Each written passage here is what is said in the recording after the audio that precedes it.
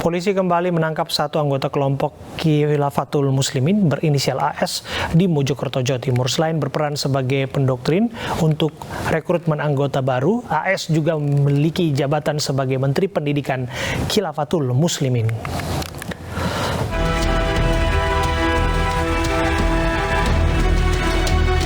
Penyelidikan terkait organisasi Khilafatul Muslimin terus dilakukan polisi. Setelah menangkap sejumlah petinggi dan anggota Khilafatul Muslimin di sejumlah daerah, polisi kembali menangkap anggota Khilafatul Muslimin lainnya.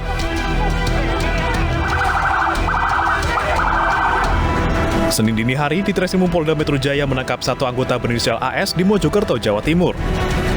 AS yang disebut sebagai Menteri Pendidikan Khilafatul Muslimin berperan sebagai pendoktrin calon anggota baru agar meyakini khilafah bisa menggantikan Pancasila. Yang mengejutkan, polisi menyebut ada 30 sekolah yang terafiliasi Khilafatul Muslimin. Ada beberapa sekolah, hampir 30 sekolah yang sudah terafiliasi dengan ajaran khilafah, yang mana ini dilakukan atau penanggung jawabnya dalam ormas Khilafatul Muslimin ini adalah tersangka AS yang kita tangkap dini hari tadi di kota Mojokerto. Total 6 orang tokoh Khilafatul Muslimin sudah ditangkap, yakni Aki HB, AA, IN, FA, dan SU. Mereka disebut sebagai tokoh sentral Khilafatul Muslimin. Mereka diduga melakukan tindak pidana menghasut, mengembangkan, dan menyebarkan ajaran khilafah yang bertentangan dengan Pancasila. Selain itu, mereka juga diduga menyampaikan berita bohong yang menimbulkan keonaran di masyarakat.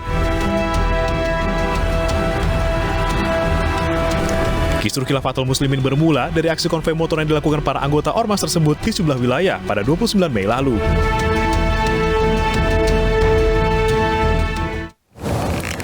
Mulai hari ini, Polda Metro Jaya memberlakukan tilang di 12 ruas jalan tambahan sistem ganjil genap di ibu kota. Sejak seminggu diberlakukan perluasan, kondisi ruas jalan titik ganjil genap terpantau ramai lancar.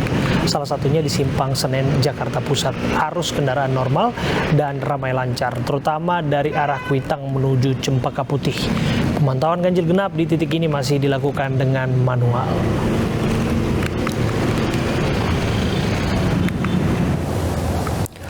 Perluasan sistem ganjil genap di ibu kota bertujuan untuk mengurai kepadatan di ruas jalan protokol.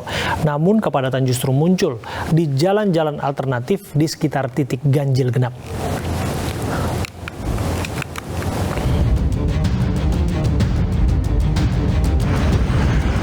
Mulai 13 Juni 2022, Pemprov DKI Jakarta memberlakukan tilang bagi pelanggar perluasan sistem ganjil genap. Sistem ganjil genap diperluas dari 13 titik menjadi 25 titik. Hal ini imbas dari meningkatnya volume kendaraan di Jakarta usai pelonggaran aturan pandemi. Perluasan ganjil genap tentu bertujuan untuk mengurai kepadatan di ruas-ruas jalan protokol ibu kota. Salah satunya di Jalan Gatot Subroto. Namun masalah baru justru muncul di jalan-jalan alternatif di sekitar titik ganjil genap. Salah satunya di Jalan Pasar Minggu yang mengarah ke Kalibata.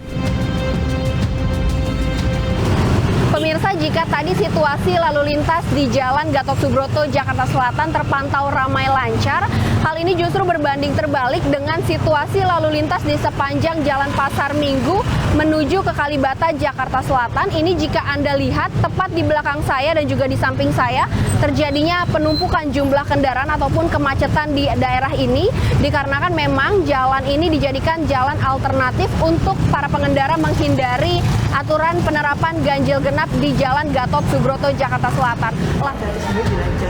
Kepala Dinas Perhubungan DKI Jakarta, Syafrin Liputo, mengakui adanya kemacetan di jalan-jalan alternatif di hari pertama penerapan 6 Juni lalu. Nah, kami menghimbau pada masyarakat bahwa prinsip penerapan pembatasan lalu lintas dengan ganjil genap adalah bukan memindahkan kendaraan pribadi dari 25 ruas jalan ke jalan alternatif, tetapi bagaimana agar mobilitas warga itu menjadi efisien dengan mereka berpindah dari menggunakan kendaraan pribadi ke layanan angkutan umum. Meskipun terkesan kurang efektif, sistem ganjil genap dinilai perlu untuk diterapkan. Namun syaratnya, masyarakat harus beralih dari kendaraan pribadi ke kendaraan umum. Kalau dilihat dari sisi efektivitasnya, itu saat ini tuh saya masih melihat bahwa masih kurang efektif karena di jalur-jalur yang non ganjil genap itu masih terjadi kemacetan. Kenapa? Menurut saya tetap perlu ganjil genap, tetapi alternatif untuk orang beralih atau istilah shifting ya ke angkutan umum itu harus terjadi. Bagaimana orang bisa beralih ke angkutan umum? Ada beberapa syarat, yaitu bahwa menggunakan angkutan umum itu bisa menjadi lebih cepat daripada dia ikut atau dalam kemacetan menggunakan kendaraan pribadi. Harus lebih cepat. Yang kedua harus aman, nyaman, berkeselamatan, dan yang paling penting juga adalah terintegrasi angkutan umumnya. Beragam tanggapan pun datang dari pengguna jalan. Untuk saat ini sih belum begitu efektif banget ya, gitu. Karena juga dilihat dari kondisi masih pandemi ya. Jadi belum ada kelihatan yang signifikan sih kekosongan jalan. Menurut saya ganjil genap efektif, perluasannya juga efektif. Cuman kadang-kadang nyusahin aja. Transportasi umum yang aman, nyaman, murah, dan terintegrasi seharusnya sudah siap digunakan masyarakat jika ingin penerapan ganjil genap berjalan efektif. Selain ganjil genap, tarif parkir kendaraan yang mahal maupun jalan berbayar dinilai bisa menjadi opsi untuk mengurai kemacetan.